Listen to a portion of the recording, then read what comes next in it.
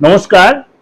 আজকে আলোচনা করব এই মাসের মিডিল অবস্থা থেকে পরের মাসের মিডিল পর্যন্ত, প্রথম দিকটা পর্যন্ত, মিডিল না ঠিক প্রথম দিকটা পর্যন্ত, যেটা আমি প্রত্যেক মাসেই আপনাদের কাছে প্রেজেন্টেশনটা করি। এটা চলছে জুন মাস, অর্থাৎ জুন মাসের 10 তারিখ থেকে জুলাই মাসের 10 তারিখ পর্যন্ত। জুন মাসের মাসিক রাশি বলতে আপনাদের কাছে অবশ্যই প্রেজেন্ট করেছি, কেন মানে মেজর গ্রহ তো ট্রানজিট করেছে, কিন্তু সারাটা মাসের মধ্যেই কিছু না কিছু গ্রহ তার নয় রাশি ট্রানজিট হচ্ছে, না তার নক্ষত্র ট্রানজিট হচ্ছে। কেন আপনি হাত দেখেই বলুন, ফেস রিড করেই বলুন, আর আপনি হরোস্কোপ দেখেই বলুন, আপনাকে সেই গ্রহ রাশির উপর বেস করেই এগোতে হবে। না সূর্য চন্দ্র বা দিন রাত্রি যাই হচ্ছে পুরোটাই গ্রহ রাশির বেস, মানুন আর নাই মানুন, সারা বিশ্বতে এটাই হলো মেন ফ্যাক্টর। তাহলে এই মুহূর্তে আমরা আলোচনা করব জুন মাসের 10 তারিখ থেকে জুলাই মাসের 10 তারিখ পর্যন্ত। জুন মাসের 10 তারিখ থেকে তার মধ্যে গ্রহ রাশির সিচুয়েশন 21 তারিখে যেমনি মঙ্গল তার নিজ রাশি মেষ রাশি ছেড়ে বৃষ রাশিতে প্রবেশ করবে। বুধ 22 তারিখে মিথুন রাশি ছেড়ে কর্কট রাশিতে প্রবেশ করবে। সেখানে অলরেডি বৃহস্পতি, দেবগুরু বৃহস্পতি উচ্চ হয়ে বসে আছে। এরপর শুক্র কিন্তু অলরেডি 8 তারিখে কিন্তু তার গমন করেছে আপনার কর্কট রাশি মিথুন ছেড়ে। এবং সূর্যদেব প্রতি মাসের মতোই এই মাসেও কিন্তু 15 জুন বৃষ রাশি ছেড়ে মিথুন রাশিতে প্রবেশ করবে। সুতরাং এই যে 10 তারিখ থেকে 10 তারিখ এতগুলো গ্রহ তার সিচুয়েশন চেঞ্জ হলো, এবং কর্কট রাশিতে 3 গ্রহের মেলবন্ধন তৈরি হলো, এবং কেতু বসে আছে সিংহ রাশিতে, মানে কুম্ভ রাশিতে বসে আছে রাহু, শনি বসে আছে মীন রাশিতে। এই সিচুয়েশনটা সারাটা মাস বলবো না, 10 to 10 অর্থাৎ 10ই জুন টু 10ই জুলাই আপনাদের কেমন যাবে। তার সাথে বলে রাখি, অবশ্যই আপনারা আমার এই প্রোগ্রামটা ফলো রাখুন। আপনাদের নতুনত্ব দিয়েছি, যা আপনাদের সকলের রিকোয়েস্ট, যে নক্ষত্রের ক্যারেক্টারিস্টিক, অর্থাৎ নক্ষত্রের চারিত্রিক ধরন বা তার কি কি গুণাগুণ। রাশি লগ্ন তো আমরা আলোচনা করেছি বা করব, কিন্তু নক্ষত্রের এই যে বিচার 27টা নক্ষত্রের, আপনার নিজেদের নক্ষত্র নিজের জেনে সেখানে আপনি কিন্তু অবশ্যই জেনে নিলে আপনার কার কোন রাশির সাথে মিলবে, কি আপনার ক্যারেক্টার, কি নেচার, কাদের সাথে কি ধরনের প্রফেশন বা কি কেরিয়ার, কাদের সাথে রিলেশন, কি ব্যবসা করবেন, এটা কিন্তু আমার দেয়া রয়েছে আমার এই দিগদর্শন চ্যানেলে। এবার যারা নক্ষত্র জানেন না, রাশি জানেন না, আপনার নামটাও জানেন, তার নিজের রাশিটা জেনে নিন, কারোর কাছে প্রেডিকশন নিয়ে। যদি মনে হয় পার্থদের কাছে আসবেন, আসতেই পারে, ফেসটা দেখিয়ে, হাতটা দেখিয়ে।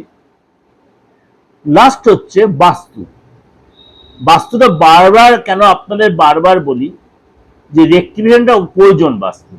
তাহলে কি ডিমোলাইজড করে ভেঙে না, আপনার ঈশান কোণে টয়লেট আর সাউথ ওয়েস্টে আপনার গেট রয়েছে, বা সাউথ ইস্টে আপনার কোনো জলের ব্যবস্থা রয়েছে, তাহলে কি করবেন? আপনার উপায় নেই তো, আপনার বাড়িটা বা ফ্ল্যাটটা ছাড়তে পারছেন না ইমিডিয়েট, বা আপনি যাকে বিক্রি সেও তো এসে দেখবে, সেও তো নাও নিতে পারে, আপনি মঞ্চ রেক্টিফাই করে নিন না। হ্যাঁ, রেক্টিফাই করলে রেজাল্ট পাওয়া যাবে, হ্যাঁ পাওয়া যাবে, নিশ্চয়ই পাওয়া যাবে। এখন অ্যাস্ট্রোই অনেক উন্নত হয়ে গেছে, অ্যাস্ট্রোইটা অনেক উন্নত হয়ে গেছে, যেমনি মানে আপনার চিকিৎসা শাস্ত্র অনেক উন্নত হয়েছে, অ্যাস্ট্রোইটা অনেক উন্নত হয়েছে। সুতরাং আপনাকে এটার উপর ভরসা করে চলতেই হবে, মানুন আর না মানুন। ভরসা যদি করতে পারেন তাহলে আপনি ডেভেলপও পাবেন। চলুন তাহলে আলোচনা করে আজকে আপনার রাশি কি বলছে, গো রাশির উপর সিচুয়েশন বেস করে। মেষ রাশির আপনার রাশির অধিপতি মঙ্গল আপনার রাশি আপনার সেকেন্ড হাউসে যাচ্ছে, এবং আপনার দ্বিতীয় পতি আপনার ফোর্থ হাউসে গিয়ে একাধিক গ্রহের সাথে জুতি তৈরি হচ্ছে। বৃহস্পতি আপনার রাজ্যকারী গ্রহ, সেখানে গিয়ে আপনার মঙ্গল মানে শুক্র মানে দ্বিতীয় পতি শুক্র, তৃতীয় পতি বুধ এবং আপনার রাজ্যকারী গ্রহ, 3 গ্রহে আপনার জুতি তৈরি হচ্ছে এবং আপনার রাশির অধিপতি আপনার সেকেন্ড হাউসে গমন করছে। সুতরাং এই যে একাধিক গ্রহ ট্রানজিট আপনার জন্য, আপনার কিন্তু শরীর স্বাস্থ্য আগের চেয়ে ভালো হলেও আপনাকে কিন্তু কিছু সময় একটু কথাবার্তায় সতর্ক থাকতে হবে। আর্থিক জায়গাটা একটু আপনাকে টালমাটাল হতে পারে, কেননা এইখানটা কিন্তু অনেক জায়গাটা একটু চাপ হতে পারে, তাহলে সবসময় যাবে তা নয়। এটা আপনাকে মাথা ঠান্ডা রাখতে হবে, তর্ক বিতর্ক করবেন না। ফ্যামিলিতে আপনার অর্থ দিয়ে হেল্প করতে, যারা রোজগারী পুরুষ বা মহিলা তাদের অর্থ একটু ফ্যামিলিতে হেল্প করতে হতে পারে। এসে কিন্তু আপনার ইনকাম হবে, এক্সট্রা ইনকামও হবে, কিন্তু আপনার খরচও হবে। পরিচিত লোকেদের আপনার ইনকাম হবে, সেল হবে, গুড নিউজ পাবেন এবং আপনাকে কিন্তু মানে 15 তারিখ বা 20 তারিখ পর্যন্ত, 10 থেকে 20 তারিখ পর্যন্ত আপনার কিন্তু একটু খরচের রাস্তাটা বাড়বে। সরকারি কাজে এসব খরচ হবে, একটু সতর্ক থাকবেন, কেননা সূর্যদেব মিথুন রাশিতে প্রবেশ করবে 15 তারিখ, অর্থাৎ আপনার থার্ড হাউসে সূর্যদেব প্রবেশ করবে। ফ্যামিলির সাথে সময় কাটাবেন, কোন অনুষ্ঠানে যাবেন, কাউকে কেনাকাটি করবেন, কিছু জিনিস আপনার গিফটের পারপাসে খরচ হবে। খাওয়া দাওয়ার প্রতি কন্ট্রোল রাখবেন। ঠান্ডা গরম থেকে ঠান্ডা খাওয়া গরম খাওয়া, এই জন্য আপনার একটু গলা ব্যথা, ইনফেকশন বা টনসিল, মাথা যন্ত্রণা, মাইগ্রেন, এগুলো কিন্তু আপনার কষ্ট দেবে। মাথা যন্ত্রণা মাথায় রাখবেন, মাথা যন্ত্রণা, মাইগ্রেন, এগুলো কিন্তু আপনি একটু কষ্ট, শুধু খাওয়া দাওয়া বাইরে খাওয়া একটু অ্যাভয়েড করতে হলে আপনার ভালো হবে।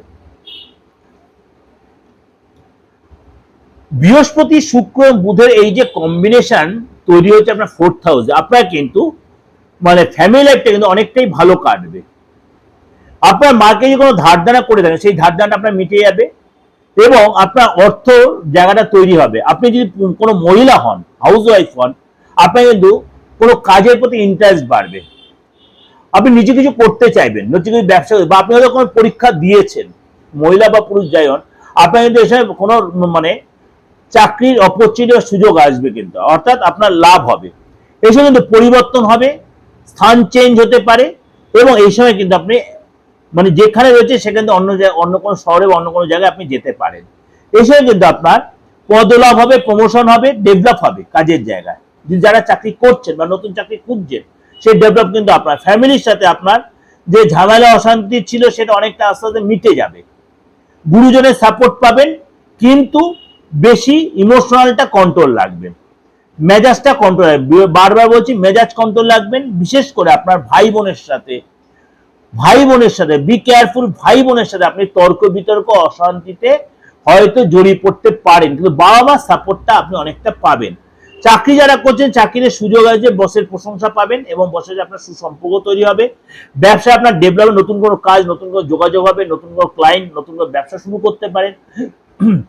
আপনি এই সময় কিন্তু কোথাও ইনভেস্ট করেছেন, ইনভেস্টে আপনার লাভ হবে। আপনি টেকনোলজি আপডেট করতে পারেন, আপনি নতুন কোনো জায়গায় ইনভেস্ট করে সেখানে সাকসেস, অর্থাৎ আপনি দেখবেন কোথায় আপনি করছেন, মানে কোথায় ইনভেস্ট করে সেটা আপনি একটু যাচাই করে নিতে হবে। তাড়াহুড়া করবেন না, দেখে শুনে করবেন, যেটা বিশ্বাসী একটু ভীষণ তাড়াহুড়া করে ফেলেন, সেটা আপনার একটা ফ্যাক্টর।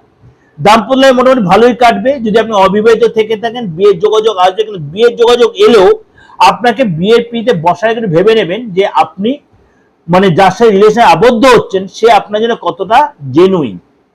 তারা ভুল রিলেশন, ভুল সম্পর্কে এইসব আপনারা জড়িয়ে পড়তে পারেন, কিন্তু আপনার ইনটিউশন পাওয়ার আপনাকে কিন্তু সেই জায়গায় বেরিয়ে আসতে সুযোগ দেবে।